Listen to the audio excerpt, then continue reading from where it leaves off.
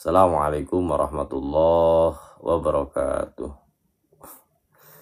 Innal hamdalillah nahmaduhu wa nasta'inuhu wa nastaghfiruh wa na'udzu billahi min shururi anfusina wa min sayyiati a'malina. May yahdihillahu fala mudilla lahu wa may yudlil fala hadiyalah. Asyhadu an la ilaha illallah wahdahu la syarikalah wa asyhadu anna sayyidana wa nabiyyana Muhammadan abduhu wa rasuluh la nabiyya ba'dah.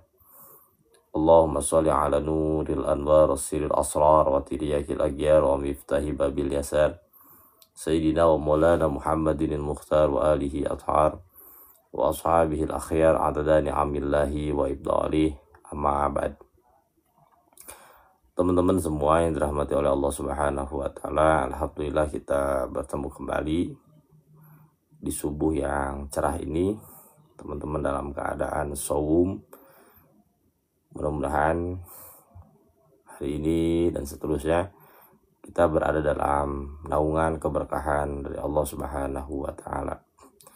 Baik, langsung saja kita mulai, teman-teman semua. Kita akan membahas kitab Aqabatut Thariq, kitab yang dirancang khusus oleh guru saya dalam memperjalankan seorang salik.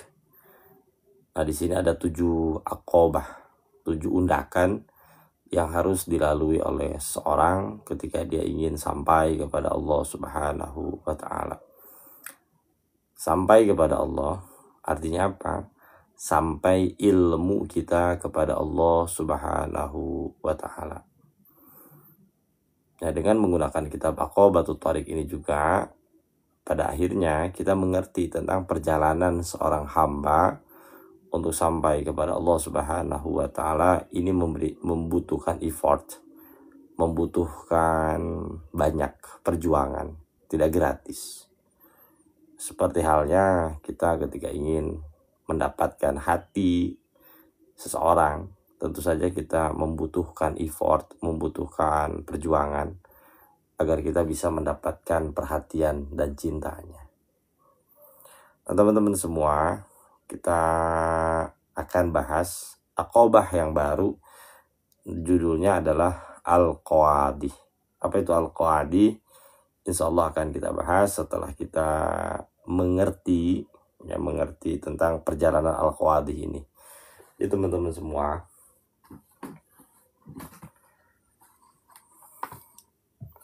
Waalaikumsalam warahmatullahi wabarakatuh.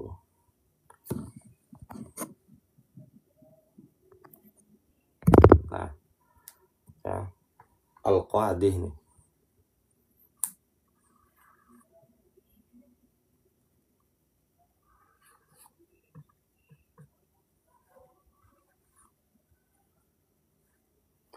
Al-Qawadi adalah sesuatu yang membuat duri dalam hidup kita, sesuatu yang ingin kita singkirkan, sesuatu yang ingin kita hilangkan, sesuatu aib, sesuatu kekeruhan dalam hidup. Ini yang dinamakan dengan Al-Qawadi. Nah, Al-Qawadi ini teman-teman semua, ya, ini bisa menjadi trigger, langkah awal kita untuk memasuki dunia spiritual atau dunia kesadaran. Atau kita belajar tasawuf, ya, kita belajar suluk, belajar spiritual. Bisa jadi trigger awalnya adalah Al-Qawadi ini. Jadi ini adalah yang dinamakan dengan Al-Ba'is.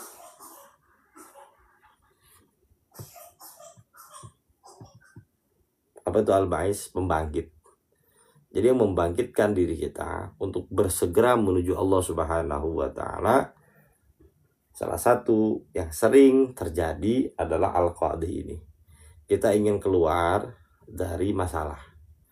Kita ingin menghilangkan duri yang menancap dalam hati kita, dalam kehidupan kita. Akhirnya kita tidak menemukan solusi apapun, ya. Lalu kita mendapatkan kebeningan di ngaji-ngaji seperti ini, gitu. Teman-teman mendapatkan enlightenment dalam perjalanan spiritual ini gitu ya. Maka teman-teman semua ya, ketika Al-Qadhi ini saya taruh di bawah ya, coba buka di halaman 74 teman-teman.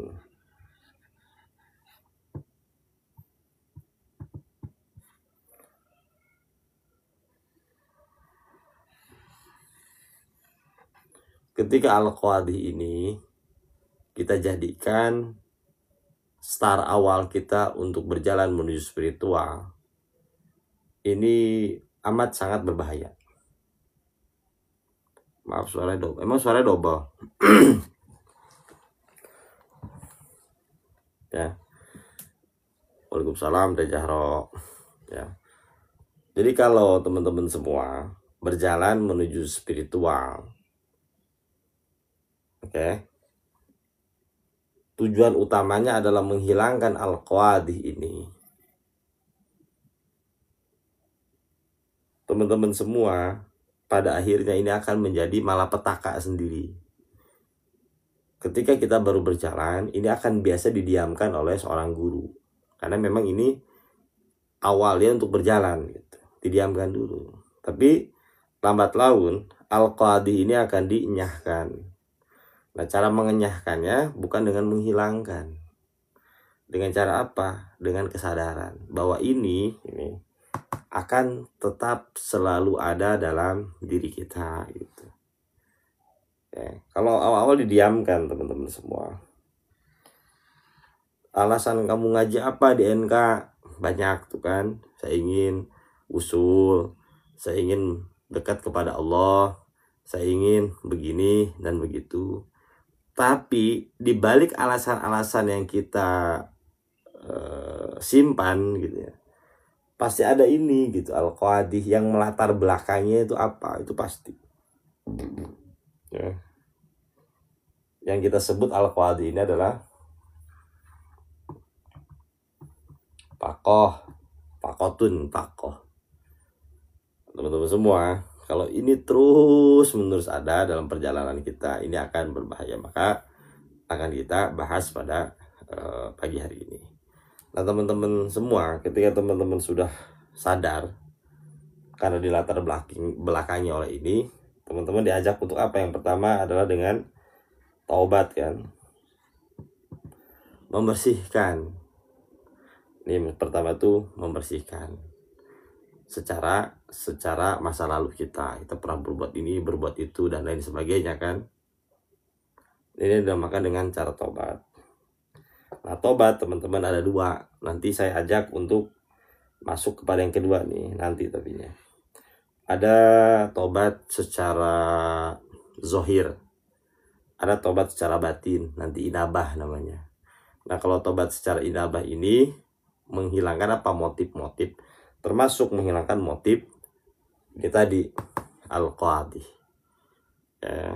Nanti insya Allah akan dipelajari ketika kita ngaji di Zoom kalau untuk tobat secara inabah ini. Lalu setelah tobat, teman-teman tidak dibiarkan begitu saja. Diajak untuk apa? Untuk terus menerus mengaji. Thalabul ilmi namanya. Yang kedua nih, ini suluk yang tidak bisa ditinggalkan. Tapi teman-teman, kalau Al-Qadhinya masih menempel, teman-teman ngaji pun untuk menghilangkan Al-Qadhi. Bukan apa? Bukan lillahi ta'ala gitu. Ingin menghilangkan fakoh yang ada dalam diri kita. Berharap ketika kita ngaji ada enlightenment, lalu dengan enlightenment itu masalah kita hilang. Berharap dengan Al-Qadhi itu apa ya? Kekeruan hidup. Ya, berharap dengan ngaji nanti ini hilang. Berharap dengan dikasih zikir ini hilang gitu. Tapi biasanya sampai di sini didiamkan sama guru. Ya enggak diapa-apain. Dan guru tuh paham motif terselubungnya tuh apa, paham sebenarnya. Cuman didiemin aja. Ya didiemin aja. Ya, udah didiemin aja. Lalu setelah ngaji nih teman-teman diajak lagi Ya, untuk apa? Untuk memahami yang dinamakan dengan al-awaik,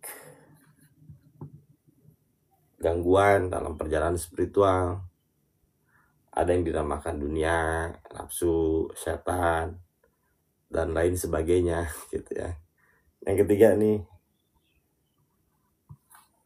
teman-teman udah jago lah ya, udah jago sebenarnya ketika apa? Ketika menghadapi ini, menghadapi setan udah dikasih tahu caranya, menghadapi makhluk juga udah dikasih tahu caranya, menghadapi nafsu pun udah dikasih tahu caranya gitu. Cuman ini baru spill sebenarnya teman-teman ya, ini baru spill. Nanti insya Allah kita perdalam dengan menggunakan kitab Ihya Ulumuddin ya. Insya Allah nanti kita ngajinya tuh kitab Ihya Ulumuddin untuk dosis harian.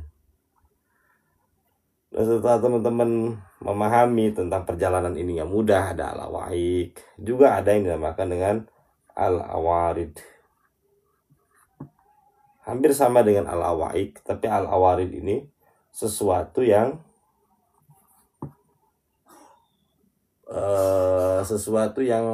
terus mengikuti kita gitu. Ini namanya dinamakan dengan al-awarid, seperti susahnya mencari rezeki gitu ya.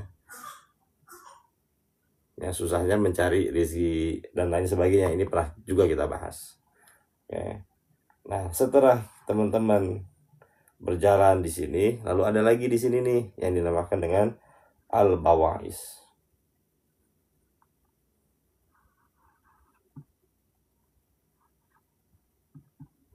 Apa itu al-bawais?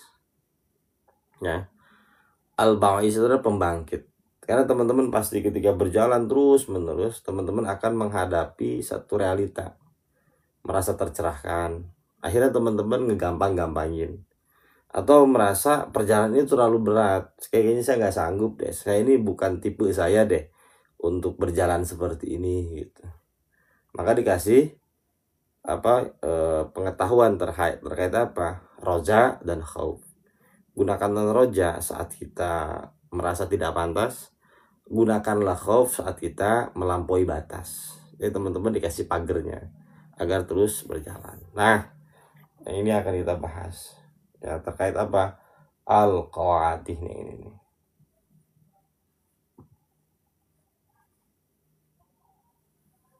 Tentang keniscayaan hidup ya. Al-qawaidih itu tentang keniscayaan hidup, yang mana hidup tidak pernah yang dinamakan dengan clear and clean. Selalu ada sisi dirty dalam kehidupan itu ya. Nanti insya Allah akan kita bahas pada subuh kali ini. Mudah-mudahan teman-teman dapat banyak dan menjadikan teman-teman ya, tidak terkena penyakit al-wahmu lagi. Apa itu al-wahmu? Al-wahmu itu satu asumsi bahwa hidup itu adalah tentang menghilangkan sisi hitam, menghilangkan kebutekan, menghilangkan ini dan itu dalam hidup kita. Nah, itu adalah ilusi yang diciptakan oleh pikiran kita. Akhirnya teman-teman tidak pernah hidup,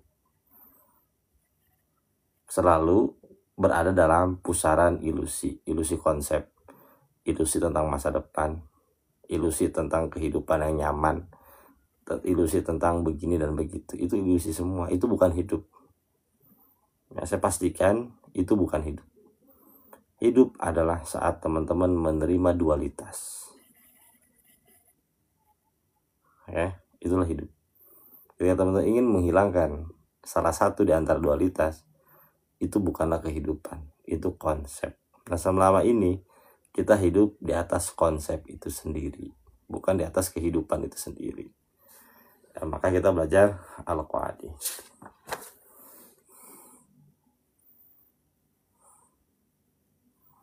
Ya, teman-teman paham ya sampai sini ya. Kalau nggak paham tinggal dirujuk ke kitab YouTube-nya ya, kitab YouTube dirujuk aja tuh, nanti di-share sama Kang Isep ya, nggak apa-apa. Halaman 75 teman-teman ya, halaman 75.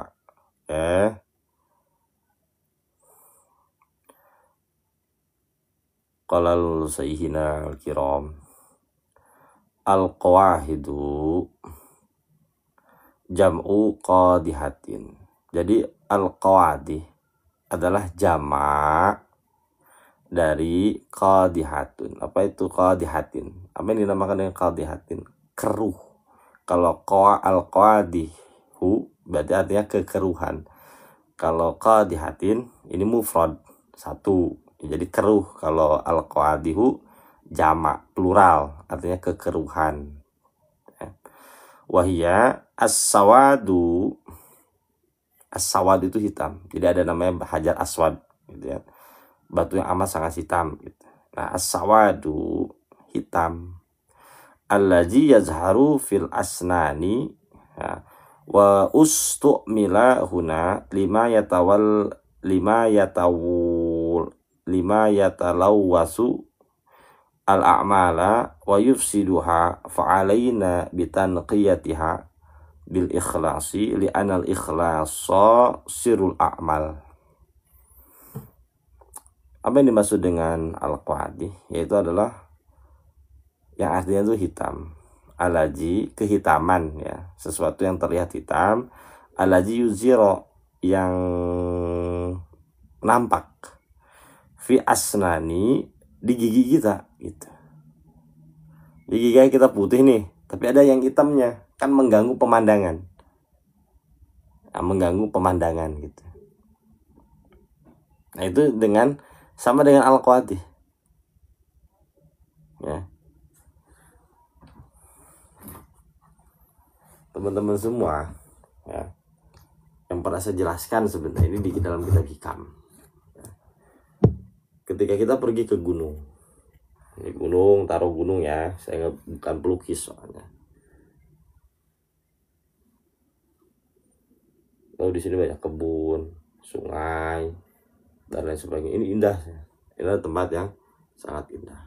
Lalu teman-teman semua mendapati fakta bahwa gunung itu bukan tentang sungai, bukan tentang sawah saja, tapi di sana pun ada jalan berlubang, di sana pun ada punglinya misalnya, di sana pun perjalanannya ternyata jauh, tidak sesuai dengan apa yang kita pikirkan.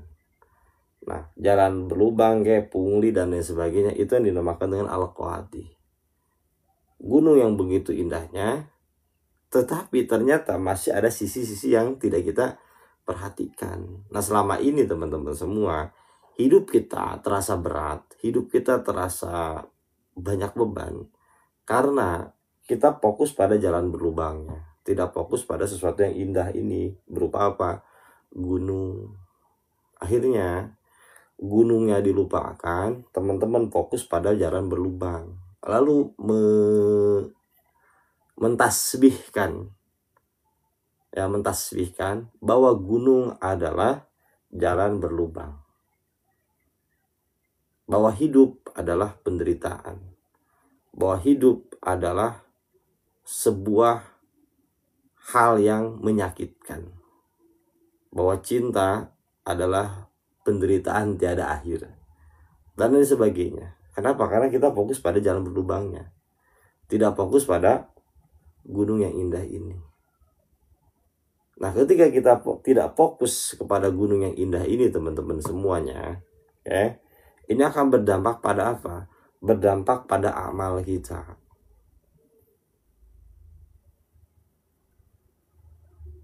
Ya, berdampak pada amal kita, berdampak pada ibadah kita, sehingga ibadah yang kita persembahkan kepada Allah tidak ada unsur ikhlasnya. Yuk kita lihat lagi ini. Nah, wa ustu'milahuna, ini digunakan, ya, ungkapan ini digunakan lima yatalawwasu, terhadap apa-apa hal yang membengkokkan, ya, membengkokkan al-amala, terhadap amal-amal kita. Wa yufsiduha, ya, wa yufsidalu, pada akhirnya wa yufsiduha akan menghancurkan amal itu sendiri, gitu. Fa'alaina, maka hendaklah kita bitanqiyatiha, membersihkan sesuatu yang bisa membengkokkan itu, yaitu al-qadi, dengan apa? bil ikhlasi, dengan ikhlas. Li'annal ikhlaso sirul a'mali, karena sesungguhnya ikhlas itu adalah rahasia dari amal itu sendiri. Ya. Jadi ikhlas itu adalah rahasia dari amal itu sendiri, yang pernah juga kita jelaskan di dalam kitab Al-Hikam. Jadi teman-teman semua, hidup yang begitu indahnya tertutup oleh lubang yang kotor ini, lalu pada akhirnya kita menamai gunung ini adalah ini. Jadi yang kita ingat di perjalanan yang begitu jauh sekali,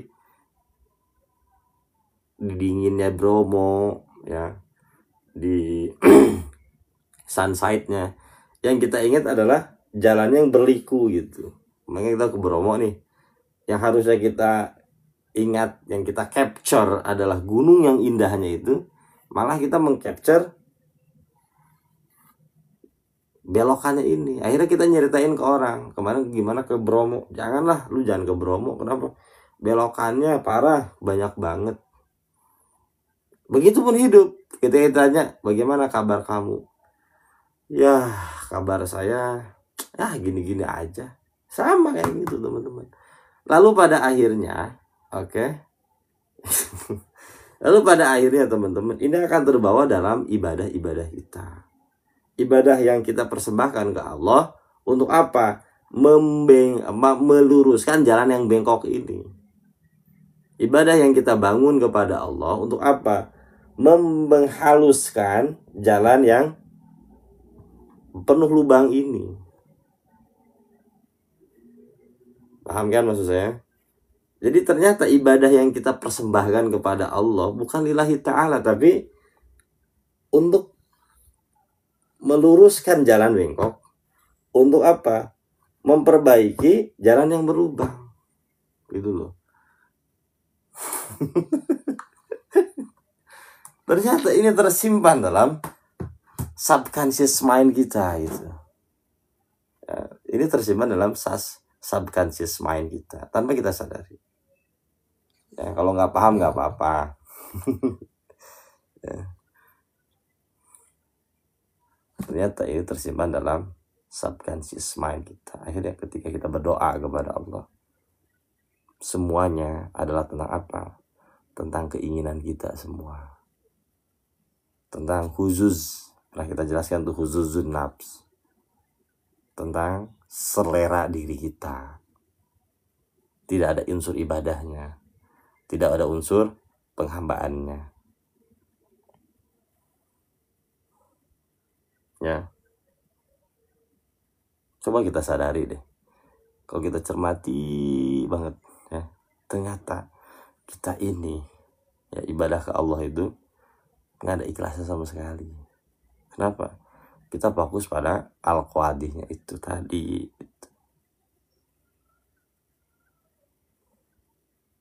Ya, kita ngaji, ternyata begitu motifnya.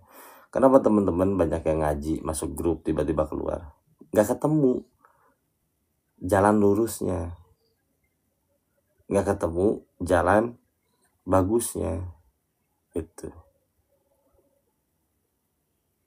Anda keluar dari grup gitu. Dan selamanya teman-teman semua, kalau kita masih terdogma, masih terpenjara oleh al-qawadih itu, teman-teman mau dimanapun, mau dengan siapapun, selama-lamanya teman-teman akan tetap begitu. Ya. Al-qawadih itu kekeruhan hidup. Ya. Al-qawadih itu kekeruhan hidup. Nanti saya akan jelaskan lebih dalam lagi, ya.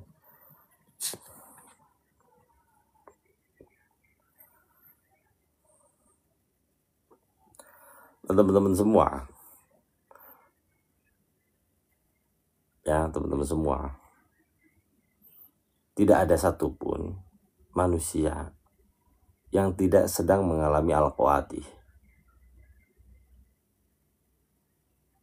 Justru kekeruhan hidup, kebutekan hidup, itu adalah bahan bakar kita untuk kita menjadi seorang hamba.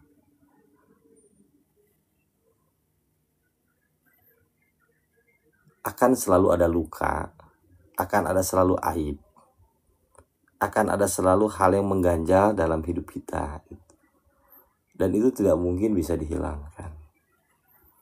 Contoh Rasulullah SAW, beliau berdakwah, banyak yang masuk Islam di tangan beliau. Ya.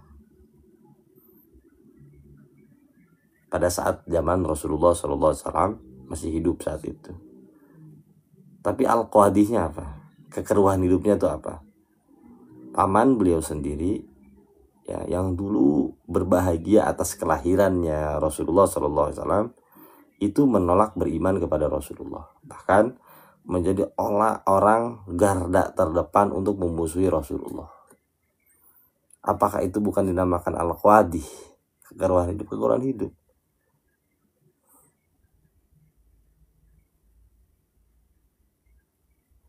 Bagaimana Nabi Allah Nuh alaihissalam, ya, anaknya sendiri tidak beriman kepada Nabi Allah Nuh alaihissalam. Di saat kaum-kaumnya ikut pada perahu Nabi Nuh, anak istrinya tidak ikut. Dan kita bisa bayangkan kalau kita di posisi umatnya Nabi Nuh, pasti ada yang berucap begini, dia bisa-bisanya nyuruh kita masuk Islam, nyuruh kita naik perahu, tuh lihat anak sama istrinya aja nggak ikut. Itu yang dinamakan al-qawadih. Nah, ini kalau tidak segera dinyahkan dalam hidup kita, teman-teman semuanya, ya, dengan cara kesadaran, teman-teman akan terpenjara pada itu terus. Ingin melepas, ingin menghilangkan, itu nggak bisa, teman-teman. Itu akan selalu ada dalam kehidupan kita. Dan tugas kita bukan untuk merubah. Tugas kita adalah acceptance, menerima hidup memang seperti itu. Ya, cara untuk keluar dari al-qawadih apa? Pertama adalah agar kita nanti ikhlas ke depannya, ya. Menerima bahwa hidup itu memang seperti itu. Nggak bisa diapa-apain. Agar apa? Agar kita terus merunduk. Agar kita terus-menerus menjadi hambanya Allah.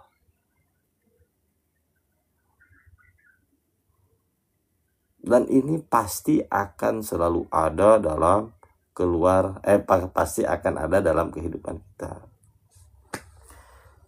Qawadih itu tidak bisa dikeluarkan. Ya, kekeruhan itu kita tidak bisa keluar darinya.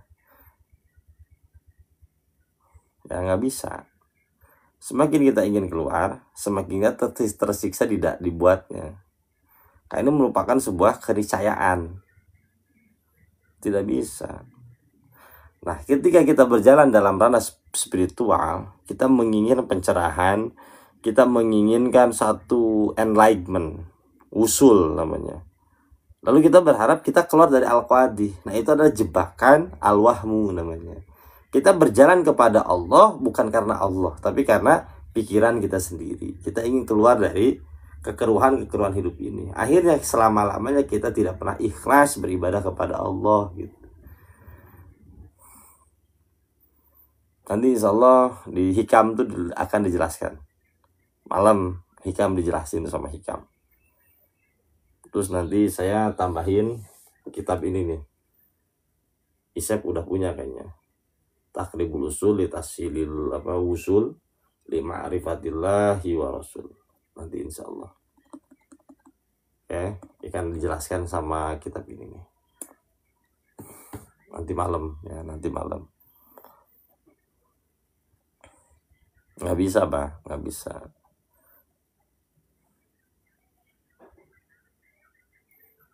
Terus sampai sini paham, ya. Jadi ternyata al-qawadih itu akan mempengaruhi keikhlasan kita di dalam berjalan menuju Allah. Bukan sakit fisik lagi, ya, sakitnya tuh kemana-mana. Ini tuh, jadi ini nih, kalau kita rujuk lagi. Penderitaan manusia awalnya itu kan denial. Nah, denial itu asal dari mana sih? Asalnya dari ingin merubah realita. Ego namanya, ingin merubah realita.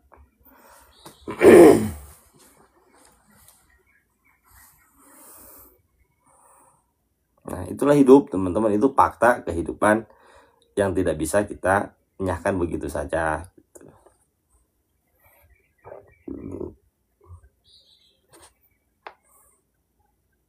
Teman paham ya? Oke, kita masuk ke 76. Wis, mantap. Silakan, Kang. Halaman 76.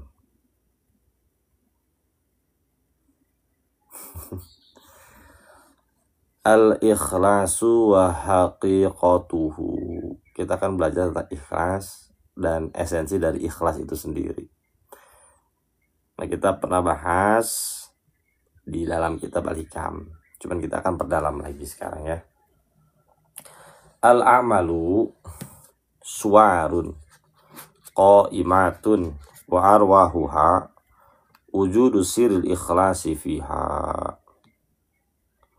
Al-amalu, amal-amal itu suwarun adalah gambaran atau bentuk.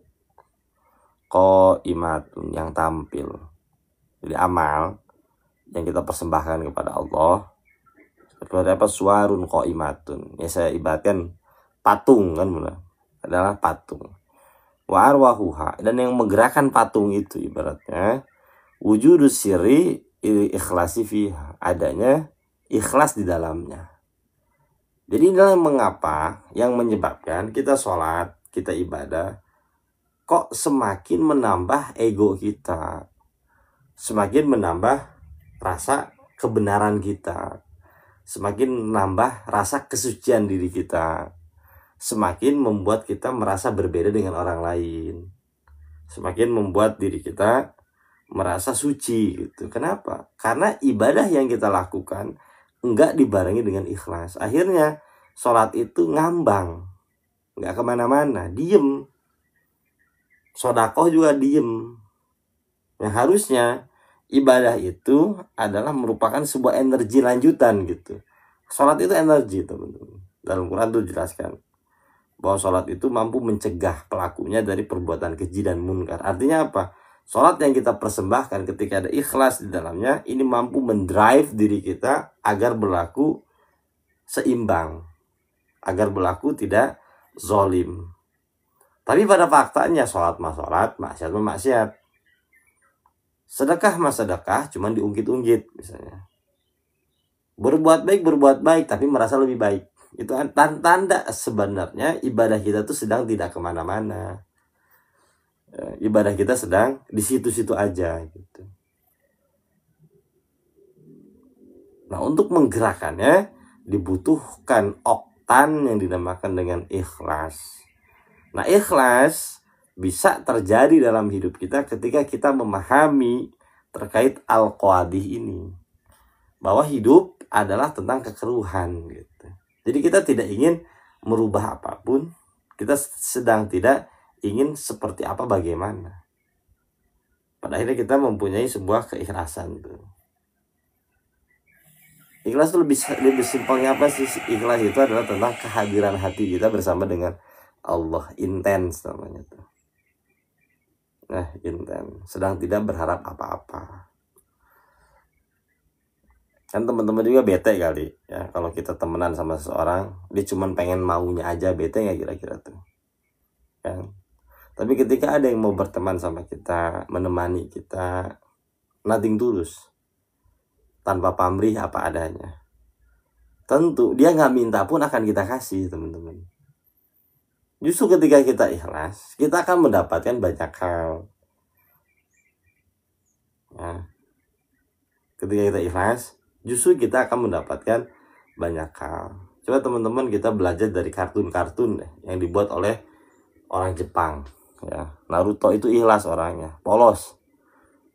One Piece, Luffy, manusia karet, polos juga. Banyak penderitaannya, banyak diasingkan, banyak dikucilkan. Tapi dia tidak membawa luka itu untuk perjuangannya gitu. Nothing tulus aja, nothing tulus. tidak ada dendam, tidak ada sedang apa gitu kan. Itu sudah dicontohkan oleh film-film Jepang sebenarnya gitu.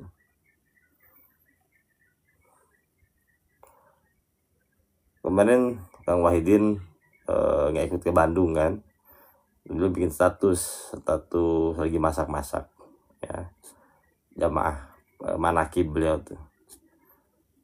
Saya komen, ajib Kang Wahidin gitu kan ya. Terus kata beliau, saya bingung, mereka tuh ketika masak lebih enak daripada chef. Saya cuma bilang begini, tangan yang tulus itu akan mengalahkan masakan chef yang profesional. Dan ini saya ngalamin di pesantren-pesantren ya. Waktu pas saya dulu nyantri nih pesantren, itu biasanya PT 2000 kalau yang mau makan 2000 plus beras satu gelas. Yang mau masak aja nih dipasakin sama santri, pakai suluh, masih pakai kayu saya dulu pas nyantren itu. Begitu jadi tuh nikmatnya luar biasa loh ya, nikmatnya luar biasa, itu enak banget. Padahal masaknya gitu-gitu doang, namanya santri yang ada yang belajar masak tuh nggak ada. Cuman enak banget. Ketulusan mempengaruhi rasa ya, ketulusan mempengaruhi rasa. Coba teman-teman ya, istri kita lagi nggak enak sama kita, lagi bad mood sama kita, suruh masak, pasti kurang enak, pasti kurang enak gitu. Tangan yang tulus mengalahkan tangan yang chef yang sudah profesional gitu, ibarat seperti itu ya. Jadi ketulusan itu adalah ruh dari kehidupan. Artinya keikhlasan itu adalah ruh dari kehidupan. Nah, ketulusan mempengaruhi rasa. Dan teman-teman, kalau teman-teman sudah tulus, itu bisa merasakan mana yang fake, mana yang tidak, itu mana yang modus, mana yang tulus. Teman-teman bisa ngerasain. Dan pada akhirnya teman-teman hanya akan, bukan sombong, hanya akan berteman dengan orang-orang tulus juga gitu. Sama orang-orang yang kurang tulus, hello aja ya, nggak bakal deket. Nah dari situ teman-teman akhirnya terselamatkan dari apa, circle yang fake. Nggak ada tuh ceritanya saya tuh ditipu sama ini, nggak ada ceritanya. Saya anggap dia baik, ternyata begini. Nah ketika kita ditipu sama orang juga, saya dulu tuh nyangka itu baik loh, ternyata enggak. Tandanya apa teman-teman? Tandanya teman-teman modus gitu. Jadi modus ketemu modus, tandanya seperti itu. Kalau teman udah tulus bisa ngebaca frekuensi getaran batin namanya itu, bisa ngebaca ini tulus enggak. Ya teman punya teman 3 ya, 3 nggak banyak-banyak nih, tapi teman-teman itu yang berkualitas gitu ya, yang mencintai kita apa adanya. Ikhlas itu luar biasa, bukan hanya untuk ibadah saja, tapi untuk segala sisi-sisi kehidupan kita itu akan mempengaruhi. Karena ikhlas ini memang dituntut oleh Allah Subhanahu wa Ta'ala. Yuk kita buka di halaman 77. A'udzubillahi minasyaitonirrajim. Kita buka surat Al-Bayyinah ayatnya ayat 5. Wa ma umiru illa liya'budullaha mukhlishina lahuddin hunafa'a wa yuqimus sholata wa yu'tuz zakah wa dzalika dinul qayyimah. Siap ayah guru di Hampura, ada perwakilannya ini, ada bunda. Wa ma umiru, dan tidaklah kami menyuruh mereka, menyuruh kita semua, illa liya'budullaha, kecuali mereka beribadah, berubudiyah, menghambakan diri kepada Allah dengan apa? Mukhlishina lahuddin, secara mukhlis ya, secara mukhlis, secara ikhlas gitu. Jadi memang ya, ibadah secara apa ya, ibadah kehambaan dibarengi ikhlas itu adalah sesuatu yang diperintahkan oleh Allah gitu, sesuatu yang memang diwajibkan gitu. Jadi ibaratnya gini, tidak menerima sesuatu yang tidak tulus. kita aja sebagai manusia biasa, yang pada diri kita itu tidak banyak nggak tulusnya gitu ya. Banyak nggak tulusnya gitu. Tapi selalu ingin dicintai dengan tulus. Kita manusia aja nih ya. Ketika kita melakukan apapun dan orang melakukan apa buat kita pengen ditulusin. Padahal kita sendiri nggak tulus gitu, ibadah seperti itu.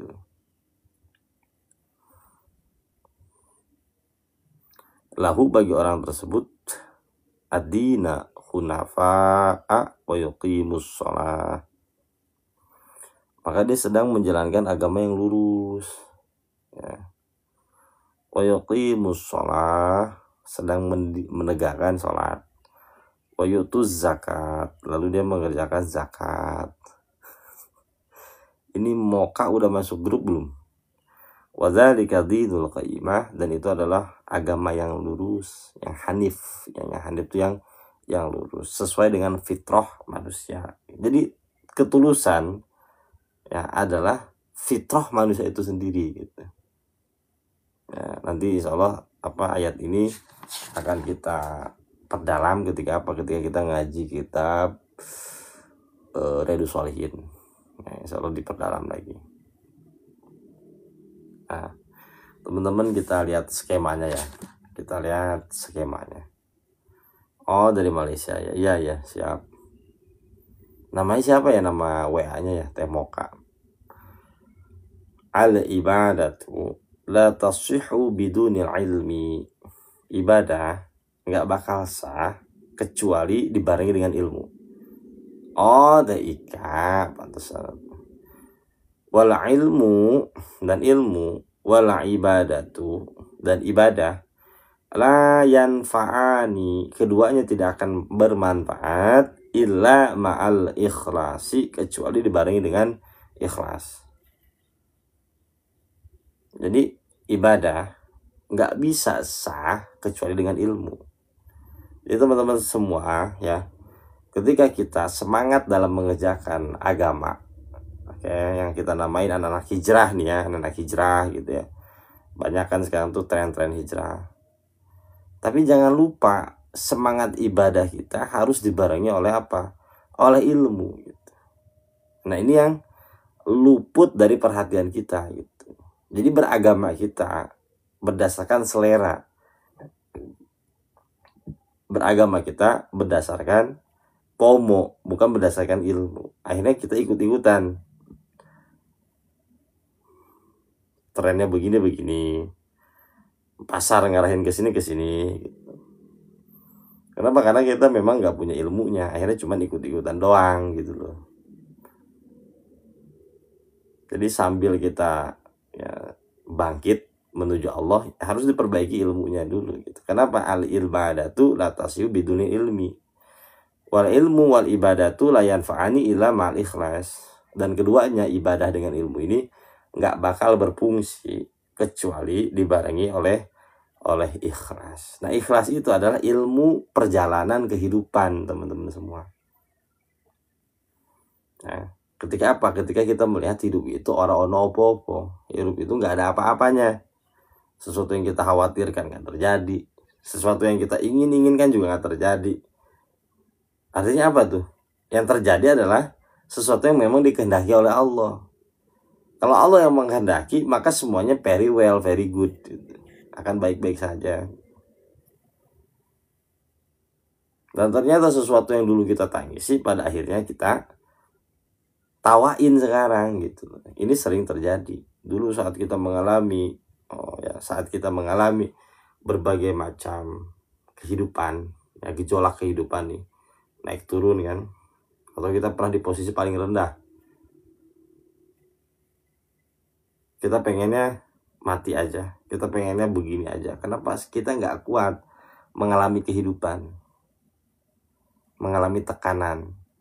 Tapi pada akhirnya setelah kita lewatin itu, ternyata nggak ada apa-apa. Kita bisa menceritakan sesuatu yang mengerikan di masa lalu kita dengan posisi kita yang sekarang, dibarengi oleh canda dan tawa. Akhirnya harusnya di situ kita sudah memahami bahwa hidup itu ora ono opo-opo. Dari perasaan orang ono apa-apa, teman-teman akhirnya menjalani hidup itu dengan ikhlas, nothing tulus saja.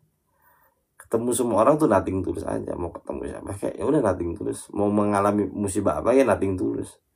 Akhirnya itu terbawa dalam ibadah kita. Ketika ibadah orang ono apa-apa ya yang baik ya orang apa-apa gitu loh. Kama kola Bob Marley, everything is gonna be okay. Ya, kama kola Bob Marley, everything is gonna be okay.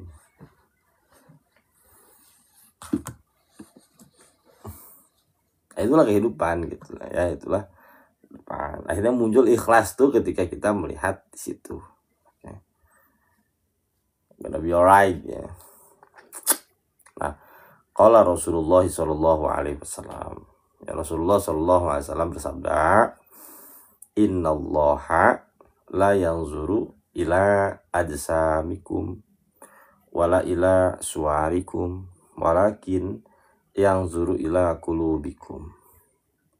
Sesungguhnya Allah Subhanahu wa taala la yanzuru, tidaklah melihat, ila ajsamikum, kepada jasad-jasad kalian semua, wala ila suwarikum, juga tidak melihat kepada suar, tampilan luar kita, walakin, akan tetapi, yang zuru, yang Allah lihat, ila qulubikum, kepada hati-hati kalian semua, kepada motif terdalam, kepada motif terdalam yang ada dalam diri kita semua nih. Itu yang Allah lihat, yang Allah catat tuh itu gitu. Nah, dari mana timbul ikhlas?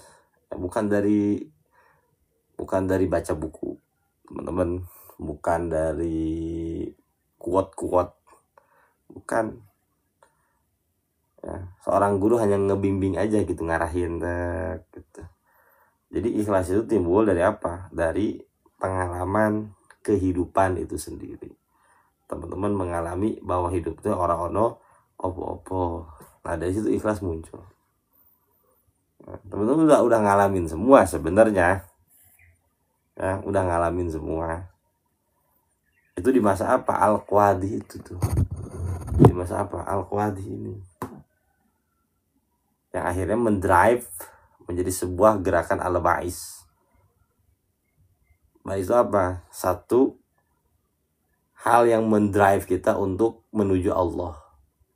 Ya, kebangkitan spiritual namanya. Ya, kebangkitan spiritual. The dark of soul, apa tuh? Kegelapan jiwa kita gitu ya. Yang pernah kita bahas kan. Itu teman-teman udah ngalamin kan. Nah, itu harusnya udah dapet ikhlas di situ, cuman ya tinggal diarahin ilmunya aja gitu. Dark soul ya, soal sepatu. Malam gelap jiwa itu teman udah ngalamin kan.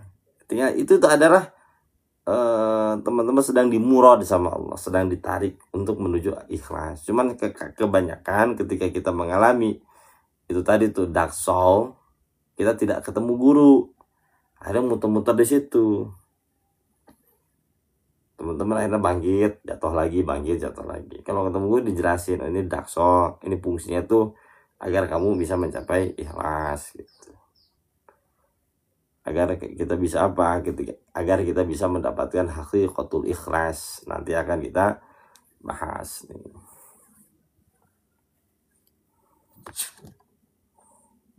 Nanti ini kemungkinan besok lah kita bahas. Ini pembahasannya panjang.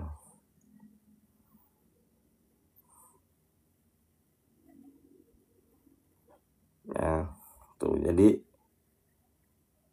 ketika apa? Ketika kita mengalami dark of soul, sebenarnya teman-teman harus udah dapat ikhlas tuh di situ.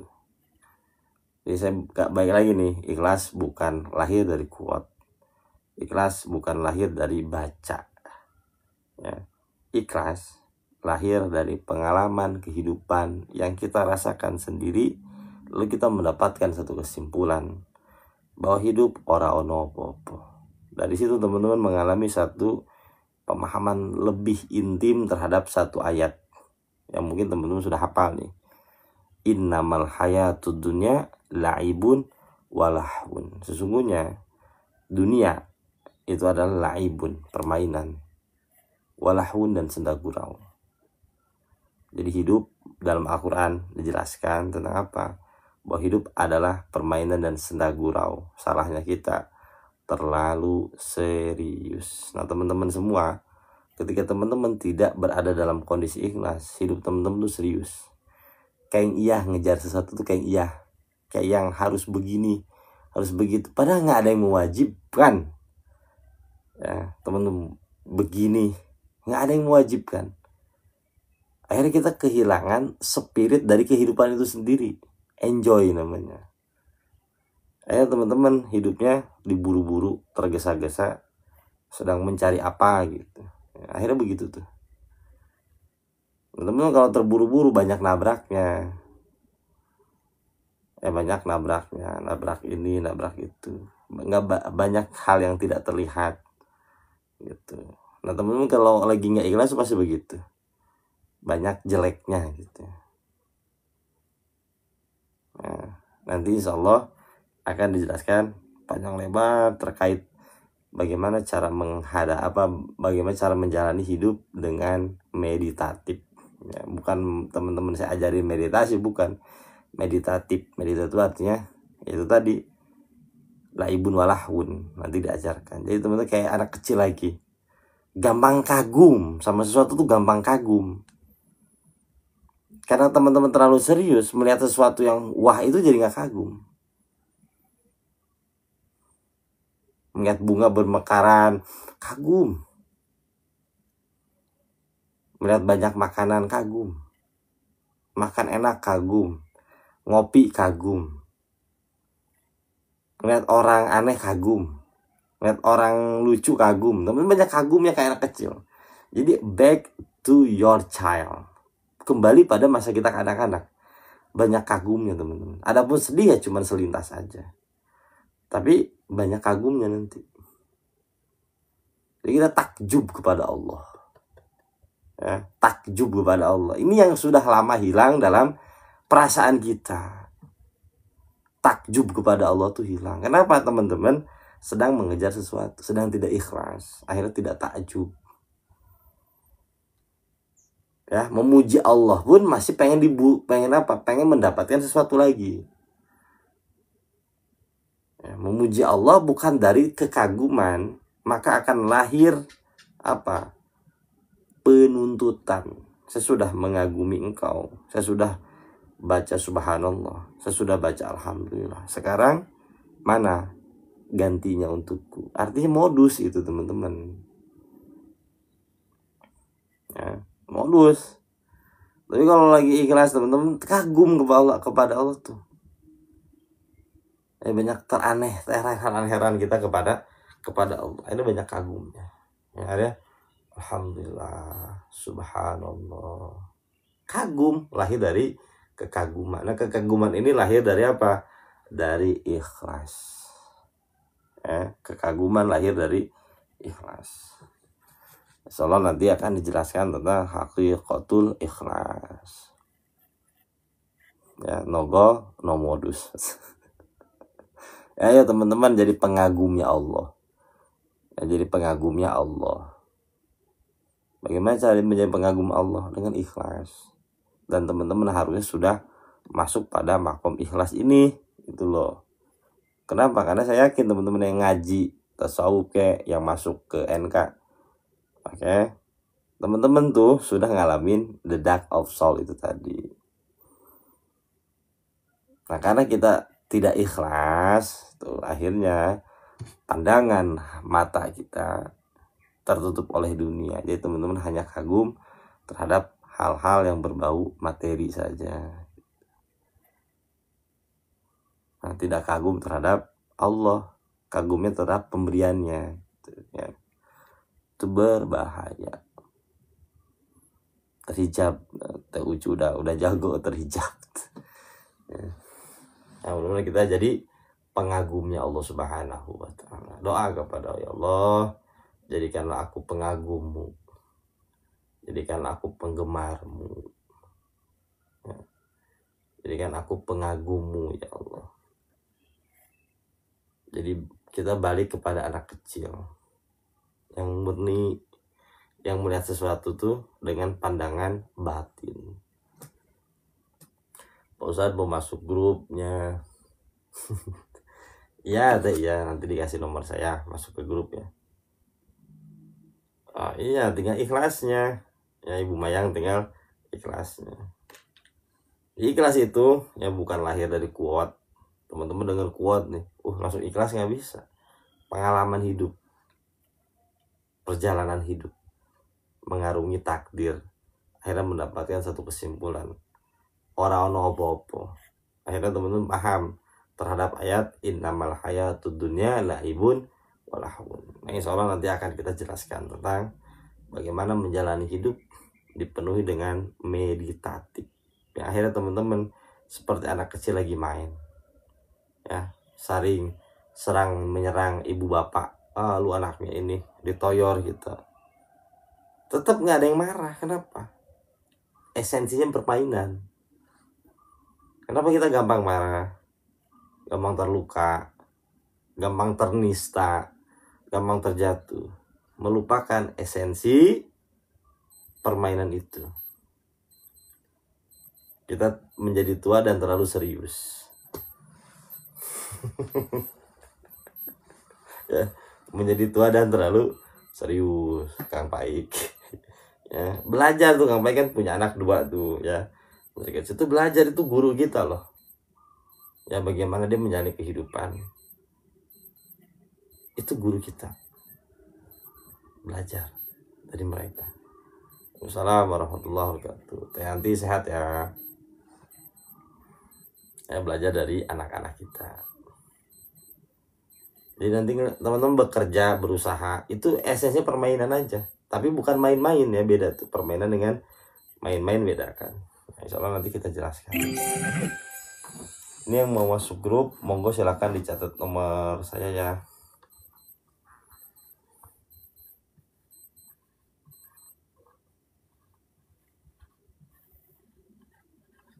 Kelihatan nggak? Enggak, kekecilan ya? Ya, sini aja nih.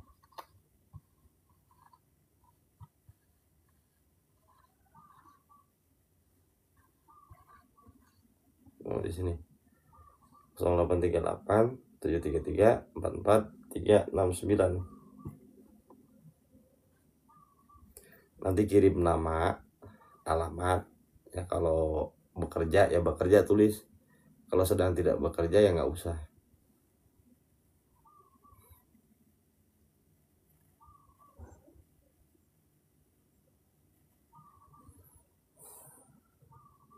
Sama-sama ya, kita saling cerah mencerahkan aja teman-teman ya. Jadi kita di sini tuh saling cerah mencerahkan, jadi lightening gitu. Nah, jadi kayak lightening, saling cerah mencerahkan. Oke, nanti malam kita ngaji kitab Al-Hikam ya. Untuk Rabu teman-teman, insya Allah kita pertemuan terakhir ya. Kita ketemu nanti di Pila Dua Noja. Tadi udah baru ngabarin ya. Soalnya nanti kita ketemu lagi di Pila Dua Noja. Nah, sekaligus ya setelah ngaji itu ada pembacaan struktural yayasan yang sudah terbentuk. Jadi ketuanya siapa udah ketahuan kan ketuanya ya. Syekhuna Abah Tito tuh ketuanya tuh. Kenapa saya pilih Abah Tito? Banyak pertimbangannya sebenarnya teman-teman. Banyak sekali pertimbangannya. Salah satunya pertimbangannya adalah beliau tuh tulus orangnya. Ya, doain mudah Abah Tito sehat, Abah Tito kuat. Ya. Lalu yang jadi direksi utama ya penasehat. Ya, keibuan pelantikan pengurus ya teman-teman semua yang dari Jawa pun akan kita libatkan. Ya, seperti Teh Dila ya.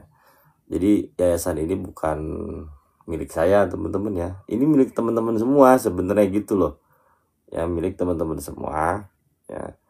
Jaga baik-baik dan lakukan yang terbaik gitu loh.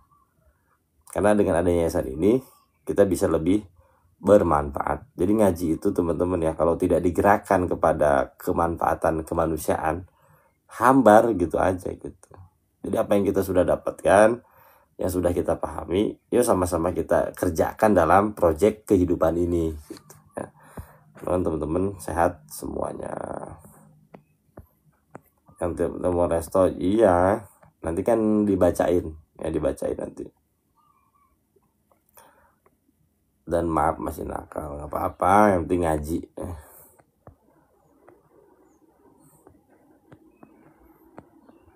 Abah Titonya mana ini? Tidur kayaknya ya, Abah Tito tidur kayaknya. Oh ini Abahnya tidur. Siapa ya, nanti untuk teknisnya nanti dibacain di hari Rabu ya teman-teman yang ada waktu. Ini pengajian terakhir nih ya, pengajian terakhir. Kalau pengen ketemu saya, ketemu teman-teman yang lain, ayo hadir ya, ayo hadir. Apalagi yang dari Jakarta, yang dari Tangerang ya, ayo datang ya, kita sekalian bukber, sekalian kita ngaji ya. Yuk kita bareng-bareng ya. Nanti bawa baju berenang, bisa berenang teman-teman ya, bisa berenang tuh. Dan juga kita doakan kepada ya, maestro kita Uda Peri, mudah-mudahan beliau senantiasa disehatkan oleh Allah Subhanahu wa taala. Oke. Tadi kemarin boleh masuk ke masjid ngapain tadi kau? Disahadatkan. Ya, disahadatkan. Disahadatkan, pengen sahadat. Enggak bercanda, boleh, itu pengen belajar sejarah. Ya, pengen belajar sejarah.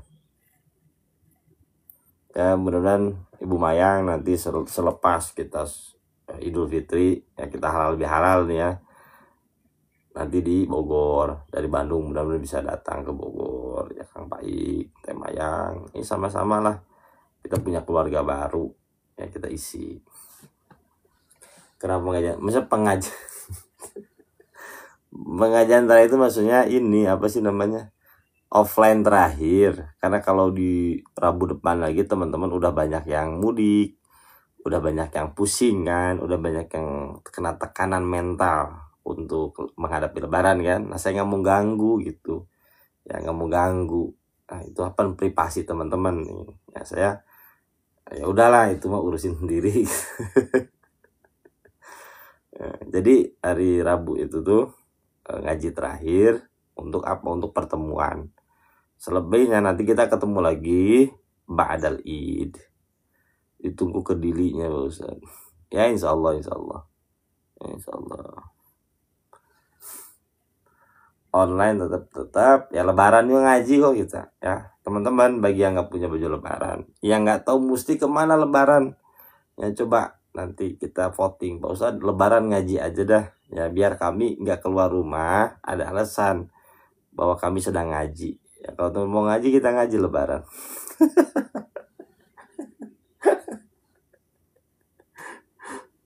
Lagi daripada pusing nih ditagih-tagihin, ada alasan. Mohon maaf ke keluarga besar nih ya, mohon maaf ibu-ibu, tante-tante ya, oma, saya nggak bisa kemana-mana ya.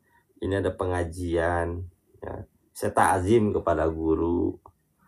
Saya takzim kepada guru ya, pengen membaktikan diri kepada guru. Ini Lebaran ada pengajian.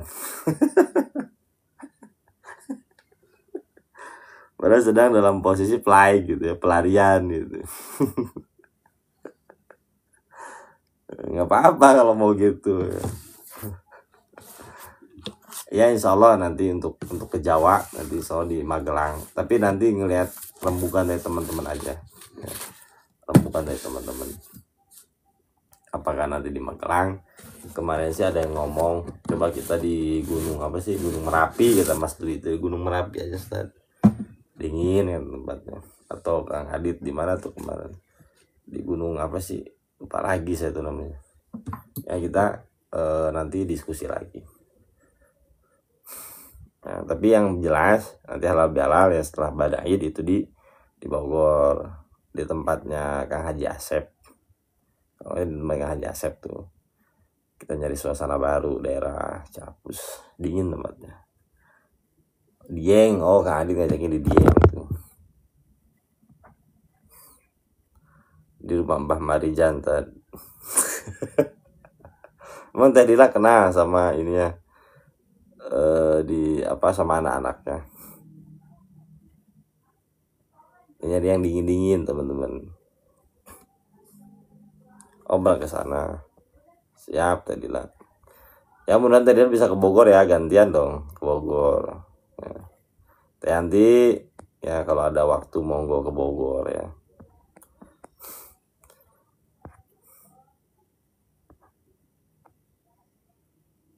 Udah kebakar ya lah. Pak Aris, waalaikumsalam warahmatullahi wabarakatuh. Oke teman-teman semua ya, mudah-mudahan sehat-sehat semua. Boleh syaratnya satu, Kang Faris nggak boleh keluar lagi ya.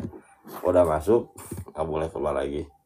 Ini screenshot aja, nomornya 083873344369. Ya kalau udah masuk nggak boleh keluar, dan kalau udah masuk aktif interaksi di grup itu.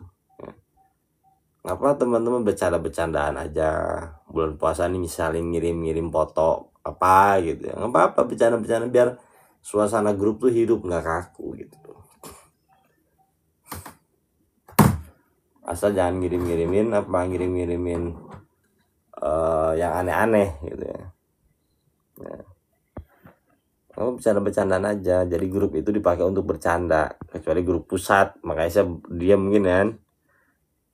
Dia minta untuk apa? Untuk tertutup. Di grup saya insecure.